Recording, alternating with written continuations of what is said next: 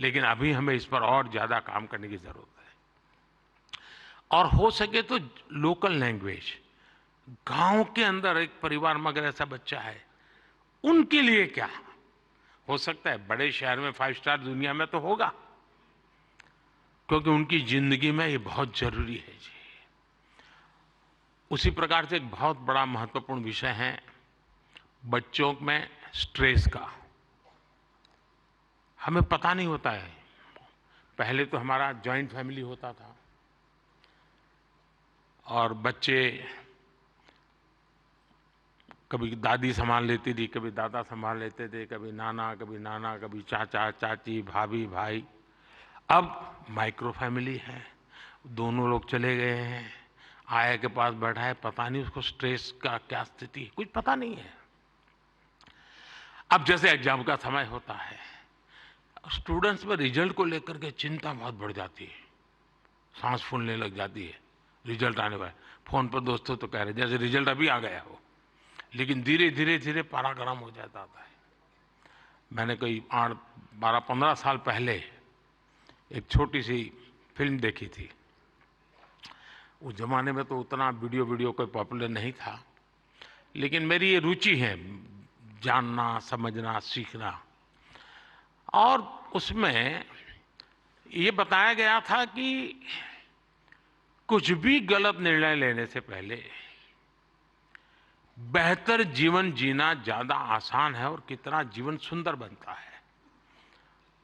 और उस बच्चे को एग्जाम देनी होती थी, उसको लगता है ये सब मैं नहीं कर पाऊंगा, तो आत्महत्या करने के लिए सोचता है। शायद उसके जो क्रिएटर होंगे उसको याद आ जाएगा, मुझे पूरा याद नहीं, क्योंकि मैंने 15-16 साल पहले इसको, 20 साल हो गए होंगे। तो उसको मन करता है कि मैं रस्से से टांग करके जान दे दूं, तो रस्सा खरीदने जाता है। तो वो उसे पूछता है कितने फीट चाहिए लंबा, तो वो सोचता है फीट क्या होता है, तो जाके पढ़ाई करता है, फीट ऐसे होता है। फिर वो कहता है उसको वो हुक चाहिए, तो लोहे का चाहिए, कैसा चाहिए, उसकी पढ़ाई का। फिर उसके ध्यान में आता है यार मरने से ज्यादा तो पढ़ना सरल है। बहुत ही अच्छी फिल्म बनाई है उसने, हार्डली 7-8 मिनट की होगी। लेकिन जब मैंने उसको देखा, और वो ये जो आत्महत्या करने का मूड बन जाता है बच्चों का, छोटी सी चीज है लेकिन उसके जिंदगी को एक नई राह दिखा देती है। अब आप भी जानते हैं मैं परीक्षा पे चर्चा का कार्यक्रम करता हूं।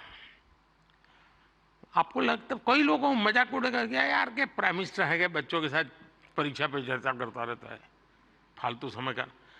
मैं जानता हूं दोस्तों, मैं कोई सरकारी सर्कुलर नीचे निकाल करके बच्चों की जिंदगी नहीं बना सकता। मुझे उनके साथ जुड़ना पड़ेगा, उनको जानना पड़ेगा, जी जान से जुटना पड़ेगा।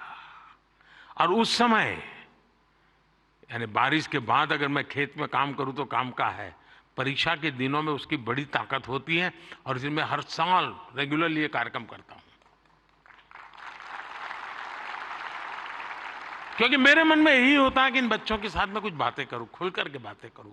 हो सकता है किसी को एक आध चीज काम आ जाए, उनके मन को छू जाए, उनका हाथ पकड़े, उनकी हैंड होल्डिंग करे, उनके माँ बाप को लगे, टीचर को लगे। साथियों ये सारे काम मैं तो रील बनाने के लिए समय नहीं निकाल सकता, तो मैं ऐसे काम कर लेता हूं, लेकिन आप तो वो भी कर सकते हैं जी। क्या हम ऐसा कंटेंट और ज्यादा बना सकते हैं जो यूथ में ड्रग्स के नेगेटिव इफेक्ट्स को लेकर अवेयरनेस लाए।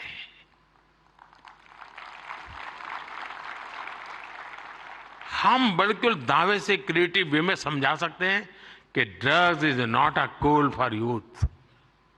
वरना क्या है यार, कूल हॉस्टल में बैठे हैं, कूल।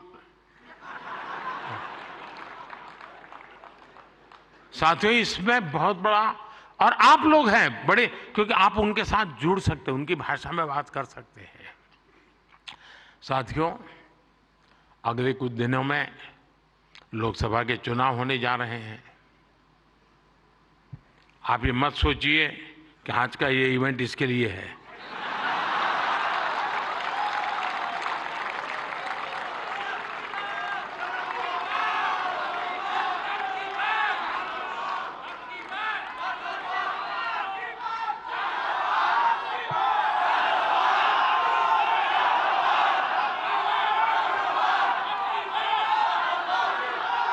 और मैं आपको गारंटी देता हूं कि हो सका तो नेक्स्ट शिवरात्रि पर भी, या तो डेट कोई और हो सकती है, या ऐसा कार्यक्रम मैं ही करूंगा।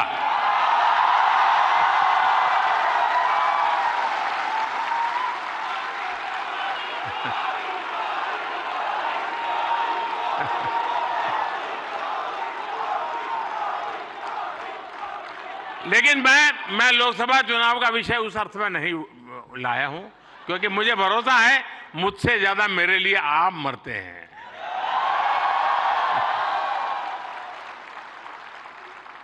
और आप मेरे लिए इसलिए मरते हैं क्योंकि मैं आपके लिए जीता हूं, और जो अपने लिए नहीं जीता है उसके लिए मरने वाले बहुत होते हैं जी।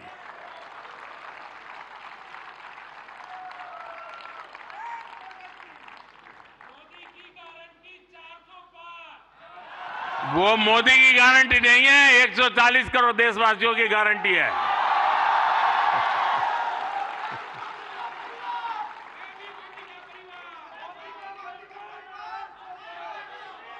ये बात सही है, ये मेरा परिवार है।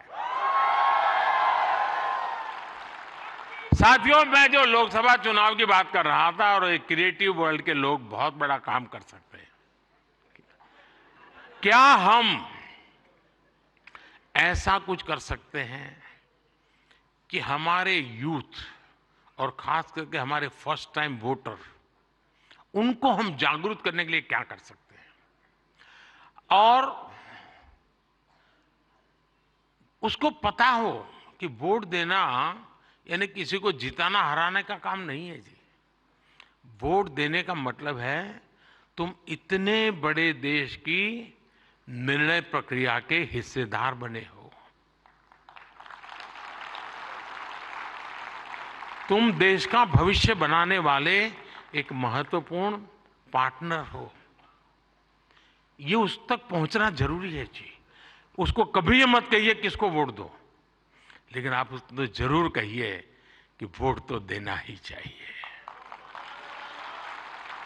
वो तय करेगा किसको देना किसको नहीं देना, वो तय करेगा, लेकिन वोट देना चाहिए, ये उसको जरूर कहना चाहिए। और मैं मानता हूं हमारे देश में, दुनिया के देश जहां जैसे जैसे समृद्धि बढ़ती गई, वोटिंग पैटर्न घटती गई। दुनिया में देश समृद्ध हुए, लेकिन अलग अलग व्यवस्थाओं ने समृद्धि तक ले गए और बाद में लोकतंत्र की दिशा में गए।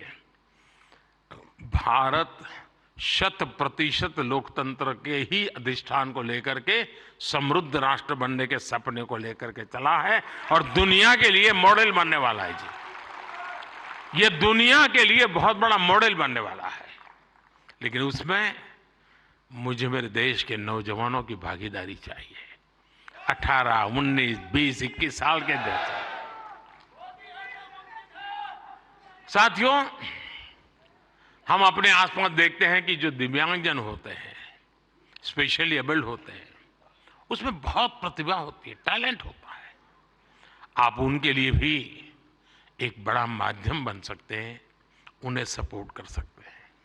हमारे दिव्यांगजनों में जो इनहेरेंट ताकत होती है, उसे बाहर लाने की आवश्यकता है। उसे भी सोशल मीडिया की शक्ति से जोड़ने की जरूरत है।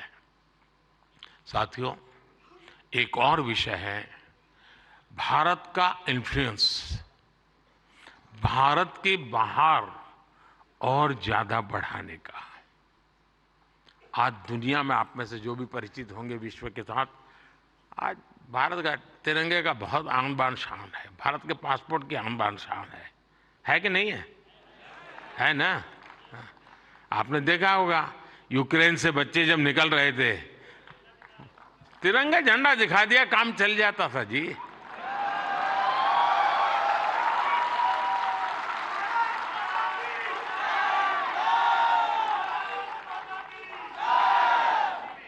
ये सामर्थ्य ऐसे ही नहीं आया है दोस्तों, ये सामर्थ्य ऐसा ही नहीं आया है।